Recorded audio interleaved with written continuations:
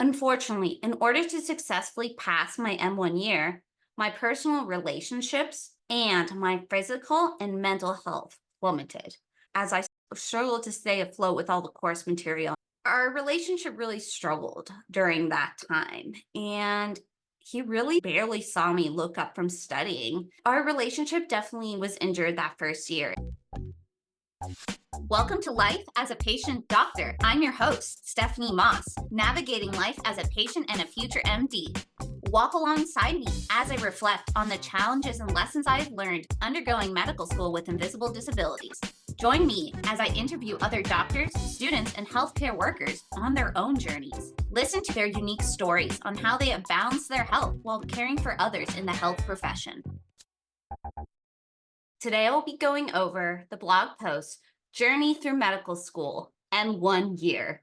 First picture is my computer. On the screen, I'm watching a video on starvation and the alanine cycle. Favorite place to study that my husband and I would go every weekend during medical school. It was the Morton Arboretum. There were beautiful windows, and we would just sit there, study for hours, get up, do a mini hike, come back, and study. I'll speak a little bit about that later, but that is that picture. So I start. My first year of medical school, M1, was challenging for all the normal and expected reasons. New city, new house, new school, and a new academic curriculum. However, only through reflection 3 years later, what truly became salient was my willingness to let my academics overshadow my personal relationships, my mental and physical health. While going through the online school curriculum, I first tried to rewrite my own notes as I watched the pre-recorded videos and read through the 60 to 100 page coursework. And so this is important for our medical school and a lot of other medical schools. They've transitioned from, instead of being in a lecture where you would sit and learn for many hours a day, kind of like college, this time they've turned it so you can do that part, that learning at home on your own pace, which is really helpful. And then we come in for an in-person class where we discuss cases together and through a smaller group environment. So we're receiving 60 to 100 pages of coursework that we had to get through within 1 to 2 days. So I would spend at least 12 hours of each day writing notes and trying to absorb the content. When it came to the practice questions at the end of the assignment, I rarely had time or the mental energy to read through them before our 8 a.m. in-person class. During this class, we are placed in small table groups of 5 to 6 classmates where we work through cases and questions. At the end of these 4 hours, we would have a challenging online quiz over the reading. And I remember this specific group classes, we would do it in a huge classroom, but they were like subdivided. They had put those like movable barriers. And so we would all sit and complete an online quiz. The amount of outside resources available was very overwhelming, and I didn't know which ones to use. Anki note cards was the most talked about resource, so Jonah, my husband, and I purchased Switch remotes and downloaded the medical school created decks to use on our computer. There were over 30,000 cards in total, so it was near impossible to review in connection to the clerkship material. I then tried creating my own virtual class flashcards and downloading some from the upperclassmen and peers. I would then spend hours going through old note card ones and rarely had time to even learn new ones. They piled up very easily, and seeing the number need to review as it increased just gave me extreme anxiety. Even when I worked towards answering them within 6 to 7 seconds, there was just not enough time in the 24-hour day to complete them in addition to my coursework. And I have a picture of an Anki card for those who don't know it. So like it's a virtual platform where you can either use decks that have been created by other students or make your own or do a combination. So on the screen, I have a picture of a sample question with a fill in the blank, and then you would tap it and it would turn around and you can have different pictures in addition to the answer. to kind of have other resources to learn more. And you could select either again, good, or easy. And you could actually change when you would next see the card again. So they would pile up because I would either say put again or good. And the ones that I put easy, it would be multiple days until it would show me again. So the idea is really good. It has a lot of science behind it. However, in addition to all the medical school curriculum that we had to do, for me, it was too much. And that's okay. I'll talk about that again later, but it's okay if not every single thing works for you. There are different types of learning styles. There are different types of ways to learn. There are different types of content and things to use for help. For me, even though no cards are helpful in theory for me, this particular resource was just too much. So next I read. It seemed like a miracle that I passed, which was above 70% on every block that first year. But I did it. Unfortunately, seeing the average score in my class, that it was 85%, when I barely scored a passing score, which was like in the 70s, in the low 70s, built a sense of inadequacy and an unintelligence. That's really where imposter syndrome really started coming in. We were told that we were all part of the top 1% of academic achievers. So, of course, we would feel inferior to our peers. However, learning that knowledge and actually getting over my imposter syndrome was very difficult. However, having that knowledge didn't really help my imposter syndrome. It was still there. I talk about in other blog posts and podcast episodes the difference in my medical school class. A lot of the other students came from high income families who had physicians and scientists in their class, other ones who could provide resources and suggestions because they had close family members or friends, families that could provide private tutor and paying. And there was a lot of differences in it. I'll talk a little bit more.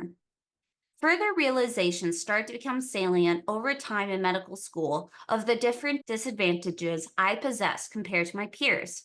First, only a handful of my 144 classmates were from a Hispanic background, and those who were in the racial minority category were commonly placed in the needing extra academic support groups. I remember it was after my first block exam.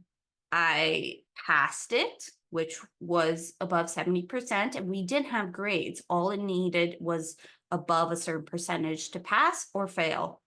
But since I scored low compared to my peers, I was placed in one class with a tutoring instructor, which was just a student in the class above us. And I remember being so embarrassed going to that because I was like, wait, I passed. Like, yeah, I want more help. I want to receive support, but it was very embarrassing. And I felt kind of stupid to be invited there. And then as I looked around to my other classmates, it was very interesting to note that a lot of them were students in the underrepresented medicine. So a lot of the Black and Brown students were all in that group. And a lot of the low income students were also in that group. And it was maybe just like 20 of us that were invited to partake in this extra 1 hour tutoring session. But it was definitely one of the first times that I started to notice the differences in how that affects academics. Second, many of my peers graduated from Ivy League or similar private school undergraduate universities when I actually only graduated from a state college. My husband and I were from Colorado, so we went to the University of Colorado in Boulder.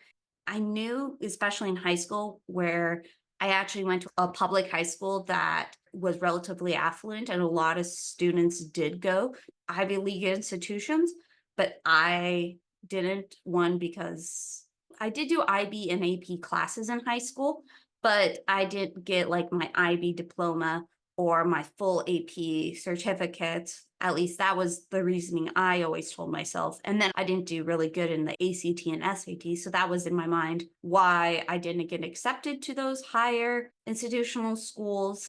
So I just went to the state university, which a lot of people were like, oh, that's a big school. A lot of people know that school. Actually, I was really glad that like 4 students in my class and in the medical school that actually went to the same university. That was always a cool thing that people knew the university, but definitely it wasn't a school that had a really robust pre-med program. Third, there was a significant number of students who had parents and grandparents or just family members who were physicians who provided academics tips, resources, and mentors whom I didn't have access to. This is really important to have family members in the medical field because they can prepare you for a lot of these hidden curriculums, which I'll talk about in future episodes of the podcast, specifically when I talk about M3 year when we're in clinicals. Even when I was taking any of the STEP exams, having family members that had been in the medical school know what can impact your residency application, what cannot impact your residency application, how to make mentors, all these things can be very beneficial and can help students do well. So the fact that my husband nor I had anyone in the medical field definitely was a disadvantage compared to our peers. Unfortunately, in order to successfully pass my M1 year, my personal relationships and my physical and mental health plummeted. The only thing I prioritized above schoolwork was sleep. I knew that from my high school and college years that sleep was the last string that helped keep my body and mind together. If I didn't sleep, my entire world would collapse. I didn't know at the time it was because I struggled with chronic medical illness that necessitated that sleep, but at least that was the one thing that I could determine. Like, if I don't sleep, if I don't get my 10 to 11 hours, well, it's gone down more 8 to 10 hours, then I wouldn't be able to study. Things wouldn't stick in my mind. I would go into flares. So, things I've learned over time. What I did is I determined that I had to fall asleep between 10 and 11 p.m. each night, whether or not I finished my coursework, which was a difficult decision to make at first because there were definitely some periods at beginning of my M1 year that I just couldn't get through the material. And then I would have to go back after our class and go back and spend 3 to 4 hours finishing up the coursework before starting the next one, which would just perpetually keep me behind. This provided me with to stay present during classes and do as best as I could on quiz and tests. Honestly, I barely remember the details from those months of September 2019 to February 2020. My husband reminded me that I was very distant and only focused on my schoolwork, even though we were in the same medical school and class. We were going through the same curriculum together, which you would think that we could do like study partners, but we learned early on, all the way from like our undergraduate, because we also went through undergraduate school. Even though we had different majors, we tried to do at least the pre-med classes together, and we learned that we just have different learning styles. So really just being together in the same room at the same table, that was our studying, and like occasionally ask each other questions if we were confused on stuff or if we needed recommendations on resources. My husband reminded me that our relationship really struggled during that time, and he really barely saw me look up from studying on my iPad and computer. Our relationship definitely was injured that first year, and I struggled to stay afloat with all the course material and content. Even though we made sure we ate most our meals together, so breakfast, lunch, and dinner, that was our pre-planned, okay, we're gonna study, and then we're gonna hang out for an hour. That was kind of how we made our schedules. That was actually one of the positives, is that we had a set schedule, because for me, it was really important to know this is the time I'm going to be studying. This is the time I hang out with you. And what we ended up doing was like 8 a.m. sharp, we started studying. So before 8 a.m., we could have breakfast together, we could have a coffee, but 8 a.m. sharp, I was sitting down studying. He could keep doing his own thing, but I knew for me, I had to be studying by 8 a.m., 8 a.m. to noon. From noon to 1, we would have our lunch break together, and that's when we would eat and watch a TV show. And then 1 p.m. to 5 p.m., again, 4 hours of study. 5 p.m. to 7 p.m. is when we would have dinner together, take dogs out, watch a TV show or two while just hanging out, refreshing our mind. 7 o'clock hit, back to studying until it was time to go to bed. So that's what we did every single day that we weren't in classes. And if we were in classes, classes were usually like from 8 to noon or from 1 to 4. So we weren't studying, we were in classes. And that was just what worked for us in our relationship. However, as you can see, it wasn't the best way to maintain a relationship, especially a marriage and being able to connect. So it's been something that we've been working on and have been able to find a better way to work with that schedule. And thankfully, we don't have to spend that many hours just sitting and studying. It was at least to get all our material done and studying, it helped us maintain at least a little bit of sanity. Okay, so I'm talking about our relationship. Our relationship was definitely injured throughout our first year of medical school as I struggled to stay afloat. Even though we ate most of our meals together, a habit we had learned during college, we didn't emotionally connect during our downtime. If we were not eating, we were talking about medical school, even though we kind of make that mistake now, but we've gotten better. And I'll talk about that in other podcasts, the pros and cons of having a husband and a life partner and a best friend who's in medicine. It is definitely, I would not give it back. And it's so helpful. But at the same time, it's hard to disconnect from medicine. We started watching also medical shows. Everyone had always talked about Grey's Anatomy. So we're like, okay, this is the time we're in medical school. And it was a great way to have fun. And then we were still feeling like we were studying a bit. Looking back, that wasn't the healthiest thing to do. We really should have done something completely separated from medicine, which over the past couple of years, we've stopped doing medical shows. We do more like mysteries, psychosocial dramas, comedies. We've tried to stay away from like hard hitting medicine, and I'll say why. We started watching Grey's Anatomy and watched many seasons during our first year of medical school. We thought it was a great way to fun study because we worked up a lot of cases while going through the show, and they randomly correlated to a lot of the content we were learning in class. We would sometimes get into arguments, though, on who guessed it correctly, but that is our competitive nature. And I'm gonna step away from the blog post and talk a little bit about one episode. I can't even remember exactly which one it was. It was a very significant event in our relationship because we were sitting on the couch. I'll just pretend it was hyperthyroidism. A patient has like anxiety, high heart rate, a lot of different symptoms that could be hyperthyroidism. And so I would yell out, like, oh, they have hyperthyroidism, Graves' disease. And then my husband would be, oh, definitely not. It's hypothyroidism. And then we would get into this fight. This is where our competitive nature came in, which seems like a good thing, but we're supposed to like be having fun, enjoying each other's company. But we started to get upset at each other. Here's a little bit more about like our own trauma responses and own argument styles. Like I want to talk, and I get defensive. A lot of the times I would take it personal. Well, I'm still working on it, but like if my husband says something, interpret it that he's correct and that he doesn't think I'm smart enough. That is my own personal bias and self-conscious. And so I would fight to say, no, I'm correct. But instead of explaining why I think I'm correct and because of the symptoms, I would just be like, nope, I'm correct. I know this. Like, I would get very defensive. And his response is to shut down and to not fight back and either to stop talking or to say, we're done, which would then make me more upset because I feel like that he's abandoning the conversation or again, doesn't think I'm smart enough, that he thinks I'm stupid. All these negative things that are my own challenges, but definitely have impacted our relationship.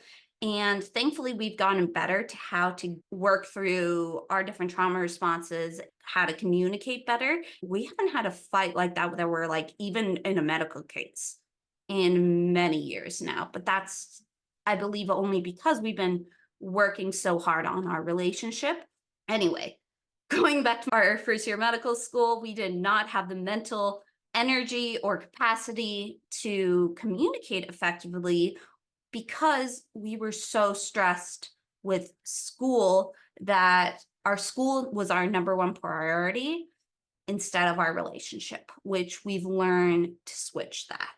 And that has been actually one of the biggest things that I took out of my first year, is to learn how important it is to have a support person and to maintain the relationship of that support person. Because if you don't have that support person, then you cannot be successful, because you cannot do things alone and you really need someone. So that's a best friend, a family member. You need someone there to be in your corner when things are rough. Going back to the blog post, that was a little tangent there about our relationship. We'll talk more in the podcast episodes. Put down in the comments or send me a message if you're interested in learning more. I think it is an important aspect that I haven't touched on much, mostly because I want to respect our relationship and he doesn't like me to talk about it as much. He wants me really to focus on my thing, and I want to respect that. Because I'm very open, I want to maintain that barrier. But I think it's still important to at least talk about like lessons that we've learned in order to have this successful relationship. We're upcoming on our 7th year of marriage, which is huge. So it was all during medical school that we've been able to maintain our relationship. But M1 year was actually, it wasn't the hardest. Our leave of absence was the hardest year. Check out my other podcast episodes. I'm not going to get into that. That was our hardest, but this was definitely one of our hardest.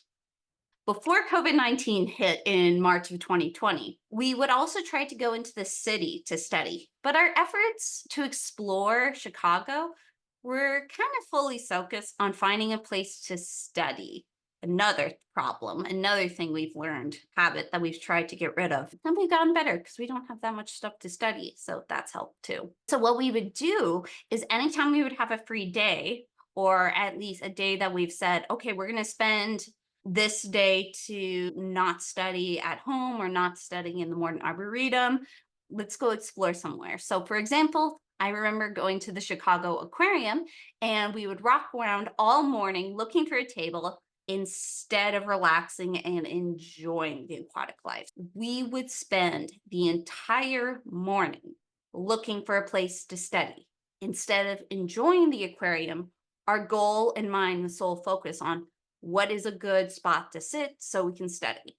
That was a very unhealthy way to do things. And it ended up, we don't even remember the aquarium because we were so stressed and focused on only studying. So eventually, when we did find a place to study, we would only take about 30 minutes to actually break and enjoy. For example, we actually found a spot right above, if you ever been to the Chicago Aquarium, there was like a little place up above the water show where they have the belugas and the sea lions, I think. And there was a table there. And so we would sit, we'd study. And then when the show started, we would watch the show for 30 minutes and then we'd go back to studying. There were specific days in Chicago where they have free days, so we wouldn't have to pay. We could go in for free to the art museum, natural history museum. But again, we would go and then not enjoy the place because we were focused on finding a place to study. And this was not a mentally healthy thing to do. We have a picture. We're very thankful that Jonah's grandmother invited the entire family on a cruise, right? A cruise right before COVID. December 2019, we were on a cruise. Don't know how lucky that we missed the COVID, but we were there. And as you can see in this picture on the blog post, we are in one of the dining tables and it was a beautiful place. We thought this was the greatest idea in the world because we were relaxing.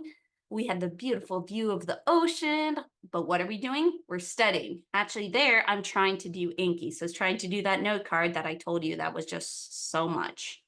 And we were just known by the family that that's all they do. And thankfully they were kind of supportive. Oh no, they were supportive, but it was hard for them to understand because none of them had been in medicine and had ever been to a program that was this intensive. Looking back, I don't know if we actually gained anything during that 1 to 2 week of cruise ship studying.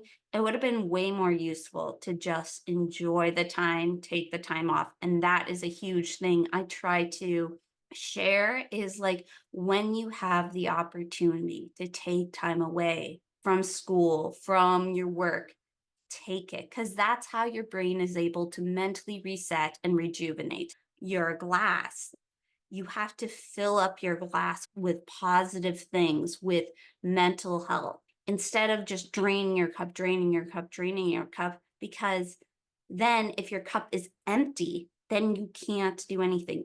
When you're a health professional, if you're helping someone, if you have an empty cup, you can't give water to someone else. You can't give compassion to other people. Same thing in school or work. If you're working so hard and you're mentally and physically drained, you have an empty cup, you're not going to be able to do your very best if your mind is not and your body is not well and healthy. And so this is why I wish we would have taken that time on that cruise ship to just enjoy family, enjoy the event. Instead, we were studying, study, study, and more studying. But we do look happy. My husband looks really tired, which we're on vacation. Why is he tired? Why am I tired? Probably because we're studying. So I constantly drove to perfect my knowledge, which in theory sounds like a good idea and is something that we should all strive for, improve our knowledge. But again, taking time off is important. I tried to do that so I would improve on quizzes and exams. Every moment I had a free time, I would study and try to just absorb as much material as possible. A lot of people always tell you that medicine is like drinking through a fire hose, which means you have a lot of information just coming at you as fast as you can. And you have to try to get as much fluid coming in, or you try to drink a little bit. But what I didn't understand until now as a fourth year medical student is that the goal is not to be able to drink the entire fire hose as it's coming towards you. The goal is to get a little bit, understand that little bit, and then get a little bit more.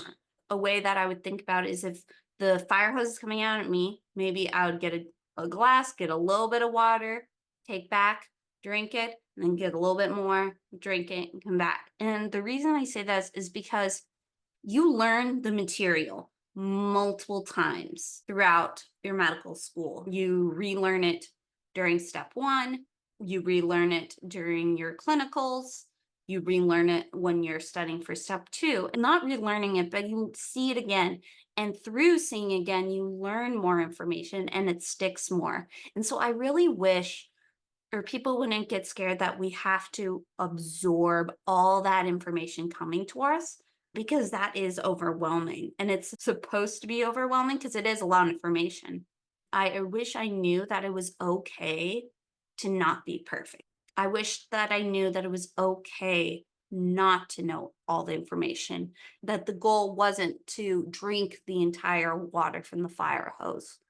That just knowledge, peace, and recognizing that I'm good enough and that what I'm doing is good enough is so important. And I try to pass on to other medical students or other students that what you're doing is enough.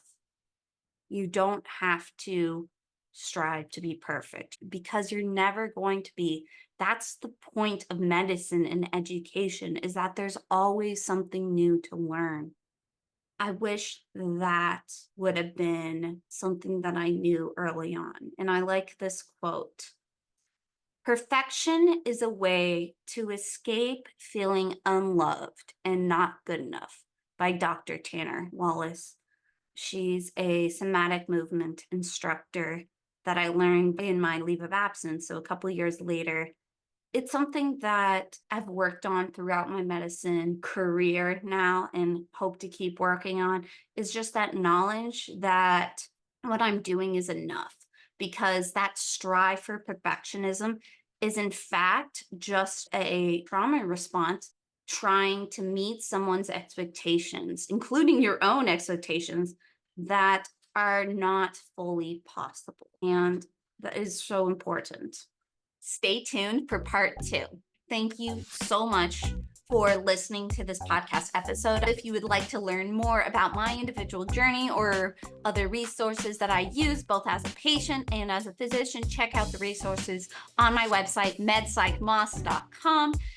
And also, you can follow me on any types of social media: Instagram, Twitter, TikTok, X. Stay tuned for part 2. Take care, everyone.